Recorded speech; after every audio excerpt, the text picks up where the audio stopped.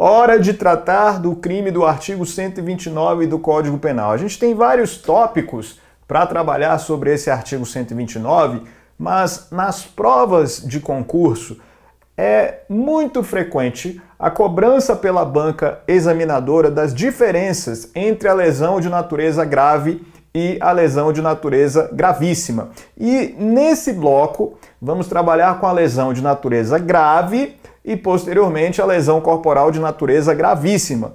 Então é muito importante que você saiba todas as circunstâncias que ensejam uma ou outra lesão corporal, ou seja, a grave ou a gravíssima. De maneira que nós vamos primeiramente analisar o artigo 129 caput, que trata da lesão de natureza leve, que diz o seguinte: ofender a integridade corporal ou a saúde de outrem. Pena, detenção de 3 meses a 1 ano.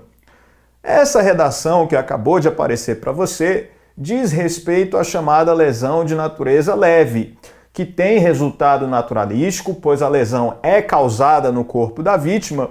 No entanto, não há a incidência de circunstâncias mais gravosas, que já já a gente vai ver acerca da lesão grave e também da lesão de natureza gravíssima. Essa lesão de natureza leve do caput do artigo 129 é de competência do Juizado Especial Criminal, admitindo, portanto, transação penal e a composição civil dos danos. Não admite, no entanto, acordo de não persecução penal, exatamente porque a transação penal já é cabível e também porque o crime é praticado com violência. E o ANPP não é possível em relação a crimes que sejam praticados com violência.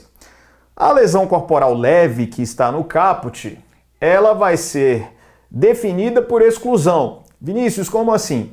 A lesão será leve quando ela não for grave, gravíssima, seguida de morte ou culposa. Não sendo grave, gravíssima, seguida de morte ou culposa e havendo o resultado naturalístico no corpo da vítima, a lesão corporal se configura.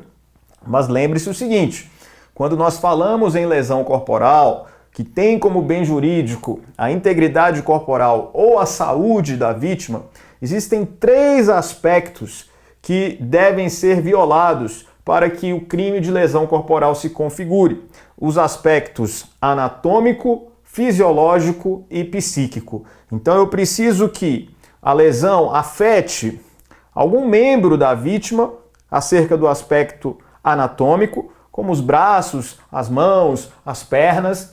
Eu preciso, alternativamente, que haja algum dano de natureza fisiológica, ou seja, que órgãos e tecidos também sejam afetados, como, por exemplo, a função pulmonar, a função circulatória, ou ainda a saúde mental pode também ser afetada. Veja que é possível que a vítima sofra lesão corporal se ela, em razão de alguma pancada, por exemplo, passe a ter esquecimento, ou então fique mais nervosa. Enfim, uma doença psíquica que tenha sido causada por uma conduta do agente também diz respeito ao crime de lesão corporal, também configura lesão corporal. Eu tenho então os aspectos anatômico, fisiológico e psíquico para a caracterização da lesão. Beleza, só que agora a gente vai ver circunstâncias específicas relacionadas à lesão de natureza grave. Olha o que nós temos em relação à lesão grave. O parágrafo 1º, ele vai trazer aí situações da qualificadora da lesão corporal. Aí o crime é qualificado pelo resultado. E o parágrafo 1º traz 4 incisos que dizem o seguinte: se resulta 1. Incapacidade para as ocupações habituais por mais de 30 dias. 2. Perigo de vida. 3. Debilidade permanente de membro, sentido ou função. E 4. Aceleração de parto. Pena, reclusão de 1 a 5 anos. Você percebe que em relação a essas 4 qualificadoras da lesão corporal, nós vamos ter uma pena que não é uma pena tão alta, uma pena de reclusão de 1 a 5 anos. Isso nos faz concluir que o crime admite suspensão condicional do processo, Por quê? Porque a pena mínima não supera 1 ano. Então é cabível suspensão condicional do processo no delito de lesão corporal de natureza grave. Vinícius, cabe a NPP na lesão grave? Resposta: não cabe a NPP. Aliás, não cabe a NPP em nenhum tipo de lesão corporal de natureza dolosa. Na lesão culposa, entendemos até como cabível, mas na lesão dolosa, não vai ser possível a incidência do ANPP. Beleza, não sendo possível, portanto, a incidência do ANPP na lesão dolosa, sobra a suspensão condicional do processo, considerando que a infração é de médio potencial ofensivo e a pena mínima não supera 1 ano. E agora a gente vai trabalhar uma a uma as qualificadoras. Tem alguns detalhes importantes que a gente precisa ficar atento e principalmente ficar atento porque no próximo bloco nós vamos diferenciar a lesão de natureza grave que a gente trabalha agora da lesão gravíssima, que depois a gente vai ver. Então o inciso 1 vai dizer o seguinte: incapacidade para suas ocupações habituais por mais de 30 dias. Quando a gente fala na incapacidade para as ocupações habituais por mais de 30 dias, isso significa que a vítima, tendo sofrido a lesão, ficou incapacitada por mais de 30 dias para aquelas ocupações que a vítima sempre faz, coisas que ela sempre faz, as ocupações habituais. Ou seja, se a vítima costuma praticar esporte e por mais de 30 dias não pode praticar esporte, incide a qualificadora. Se ficou impedida de trabalhar por mais de 30 dias, incide a qualificadora. Veja que não necessariamente a ocupação da vítima deve estar relacionada à atividade profissional. Mesmo que seja uma atividade de lazer, incide a qualificadora se por mais de 30 dias a vítima ficou incapacitada. Vinícius, por exemplo, uma criança, ela poderia ser vítima dessa qualificadora ficando incapacitada por mais de 30 dias? De brincar, por exemplo, não podendo brincar por mais de 30 dias, poderia incidir a qualificadora? Perfeitamente. Até uma criança pode ser vítima em relação à qualificadora do inciso 1. E veja, entende-se que mesmo a atividade de prostituição, se a prostituta ficar por mais de 30 dias incapacitada de se prostituir, vai ser possível também a incidência da qualificadora do inciso 1. Isso porque a ocupação, ela precisa ser uma ocupação lícita para incidir a qualificadora, mas não importa se ela for tida como imoral, se ela for rotulada como imoral. A ocupação é lícita? É lícita. Prostituir-se é algo que é contra a lei? Não, não é contra a lei. É lícito, está de acordo com a lei. Portanto, mesmo a prostituta, ainda que sua atividade possa vir a ser rotulada como imoral, pode ser vítima da qualificadora do inciso 1. E aí uma questão importante. Nessa qualificadora do inciso 1, eu preciso que haja no processo provas de que a vítima ficou incapacitada por mais de 30 dias das suas ocupações habituais. E como essa prova irá para os autos? Por meio de perícia. É a prova pericial que vai demonstrar, como regra geral, se a vítima ficou incapacitada por mais de 30 dias. Isso significa o quê? Que a vítima deverá fazer 2 exames periciais. Um, tão logo ocorra a lesão, e outro, tão logo ultrapassados os 30 dias.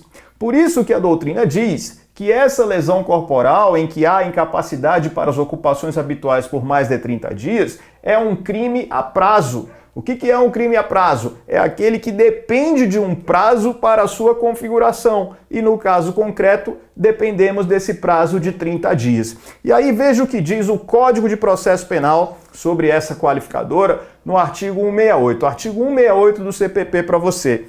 Em caso de lesões corporais, se o primeiro exame pericial tiver sido incompleto, proceder-se-á a exame complementar por determinação da autoridade policial ou judiciária de ofício, ou a requerimento do Ministério Público, do ofendido ou do acusado, ou de seu defensor. Parágrafo 2º. Se o exame tiver por fim precisar a classificação do delito no artigo 129, parágrafo 1º, inciso 1 do Código Penal, deverá ser feito logo que decorra o prazo de 30 dias, contado da data do crime. Parágrafo 3º. A falta de exame complementar poderá ser suprida pela prova testemunhal. O que você percebe aqui, portanto?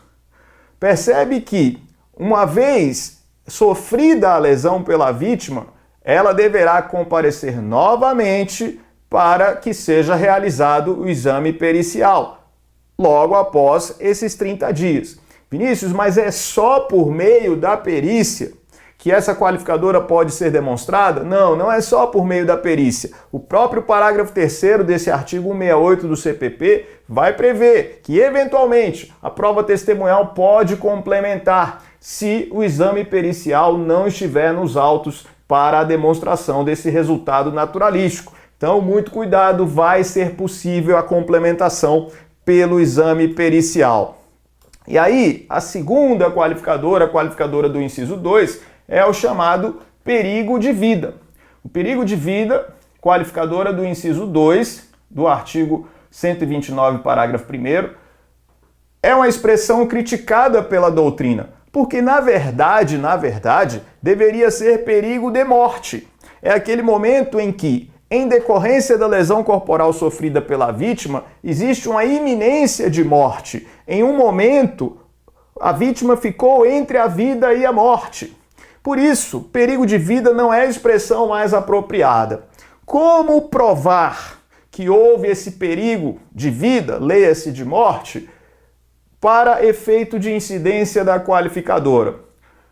A prova pericial é muito importante para a demonstração dessa qualificadora. Vinícius, e se não tiver prova pericial? Bom, se não tiver prova pericial, no mínimo, eu preciso que haja o depoimento de peritos na audiência de instrução para que esse perigo de vida fique demonstrado. É complicado o juiz, diante das circunstâncias do caso concreto, sem a opinião de um técnico, determinar se houve perigo de vida, ou então se uma testemunha que não seja perito, que não seja um técnico, se ela puder dar elementos para a existência desse perigo de vida, não é suficiente. É necessária uma prova técnica para que o juiz tenha uma convicção, uma convicção que seja, no mínimo, próximo daquilo que se espera para detectar o perigo de vida. E aí, eu tenho essa qualificadora do inciso 2, relativa ao perigo de vida, leia-se de morte, e não confunda, porque isso é uma pegadinha clássica de concurso. O fato de haver a vida indicada aqui na qualificadora faz com que muitos candidatos pensem que estamos falando de uma lesão gravíssima. Não, o legislador optou pelo perigo de vida como uma qualificadora atinente à lesão grave e não à lesão de natureza gravíssima. E aí o cuidado que você tem que ter, pegadinha que eu já vi em prova, o examinador trocando perigo de vida por risco de vida, que são coisas distintas. Uma coisa é o perigo de vida, outra coisa é o risco de vida. Risco de vida não pressupõe uma lesão corporal. O risco de vida pode acontecer se uma pessoa está no meio de um tiroteio, por exemplo, um monte de bala passa próxima dela, mas ela não é atingida em nenhum momento, tendo, no entanto, sofrido risco de vida, porque um projétil poderia ter atingido, essa pessoa poderia ter morrido. Isso é risco de vida. No entanto, se a pessoa não sofreu nenhuma lesão, ainda assim o risco de vida está configurado. Para o perigo de vida, para efeito dessa qualificadora, é diferente. Para ter perigo de vida, pressupõe-se a existência de uma lesão corporal. Aí sim que eu vou analisar a iminência de morte por meio de prova pericial, principalmente para incidir a qualificadora do artigo 129, parágrafo 1º, inciso 2. Legal? Mais uma qualificadora no inciso 3, agora a debilidade permanente de membro, sentido ou função.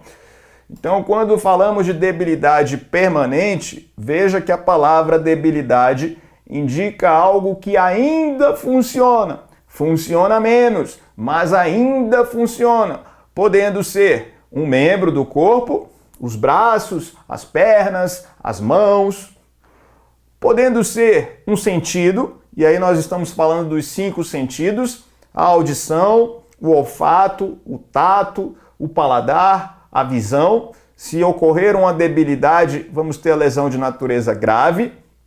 E ainda, a função, que pode ser a função urinária, a função respiratória, a função circulatória, alguma função do corpo humano que após a lesão não funciona mais do jeito que deveria. É o que vai ocorrer em relação ao inciso 3.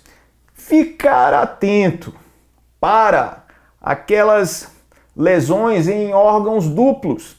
Quando houver órgão duplo e houver a lesão de somente um dos órgãos, muito cuidado, porque precisamos verificar o que está em jogo para classificar a lesão como grave ou gravíssima. Então pense o seguinte, se eu tenho um dos rins sendo atingido em razão da lesão corporal e o outro ainda funciona, a função urinária restou agora débil, incidindo, portanto, a lesão de natureza grave e não gravíssima.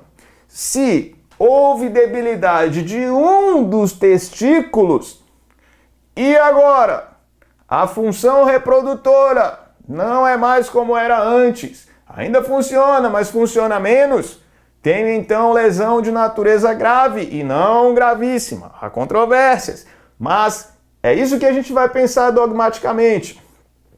Eu preciso avaliar os órgãos duplos. Se existem 2 olhos e um dos olhos foi afetado, ficando agora a vítima cega de um dos olhos, mas ela consegue enxergar, existe debilidade de sentido, debilidade da visão e a lesão é de natureza grave. Se um dos ouvidos foi afetado e agora não ouve mais, mas o outro continua ouvindo, debilidade de sentido, debilidade da audição, a lesão é de natureza grave. Então é preciso verificar tudo isso. Vinícius, e se houver a amputação de um braço, a amputação de uma perna, a lesão é grave ou gravíssima? Aí vai ser gravíssima. Amputação de um braço, amputação de uma perna, significa perda ou inutilização de membro, que a gente vai ver, é qualificadora. Lá na lesão gravíssima do 129, parágrafo 2º. A gente vai estudar isso. Então, muito cuidado. A maior pegadinha que ocorre em relação a esse inciso 3 diz respeito aos órgãos duplos. A gente vai para um julgado importante do STJ que diz o seguinte: a lesão corporal que provoca na vítima a perda de 2 dentes tem natureza grave. Artigo 129, parágrafo 1º, inciso 3 do Código Penal. E não gravíssima. Artigo 129, parágrafo 2º, inciso 4 do Código Penal. Julgado do RESP 1620158, Rio de Janeiro, relator ministro Rogério Schietti, isso em 13 de setembro de 2016. O que eu tenho aqui? Nesse julgado, o STJ avaliou se uma pessoa tendo perdido os 2 dentes, se a lesão seria de natureza gravíssima por eventual deformidade permanente ou se a lesão seria de natureza grave em razão de uma debilidade da função mastigatória. O que decidiu o STJ? A pessoa que perde 2 dentes, segundo o STJ, não fica deformada. A pessoa que perde 2 dentes, ela tem apenas uma debilidade da função mastigatória. Lesão, portanto, de natureza grave. Perda de 2 dentes, portanto, lesão de natureza grave em vez de lesão gravíssima. Muito cuidado com isso. E por fim, a última qualificadora da lesão grave, que é a chamada aceleração de parto. Também a doutrina critica essa expressão aceleração de parto. Por quê? Porque deveria se chamar, na verdade, antecipação de parto. Ou seja, o que acontece é que, em razão da lesão corporal, a vítima, necessariamente uma mulher gestante, para esse inciso 4, precisamos que a vítima seja uma mulher e gestante. A vítima, então, ela acaba dando à luz antes do tempo médio de gestação, o que na verdade é uma antecipação do seu parto e não a aceleração. No caso aqui, não é que a lesão provoque um parto acelerado, tipo, vamos logo, não, não, não, não. Aqui a lesão é apenas no sentido de a mulher dar à luz antes do período médio, do tempo médio que se tem para uma gestação. Veja, portanto, que eu tenho aqui a aceleração de parto. E aí algo importante, para que eu tenha a incidência dessas qualificadoras, não é necessário que o dolo tenha existido no sentido exato do que está na qualificadora. Ou seja, basta que o agente tenha o dolo de causar lesão corporal, mas ele não precisa ter o dolo em relação ao resultado. Os crimes já são qualificados pelo resultado, independentemente da intenção do agente em causar esse resultado específico da qualificadora. O dolo do agente deve abranger tão somente o dolo de lesionar, o chamado animus laedendi ou animus vulnerandi. Havendo esse dolo de lesionar e ocorrendo algum dos resultados naturalísticos presentes aqui no parágrafo 1º, ainda que sem intenção por parte do agente quanto a este resultado específico, a lesão grave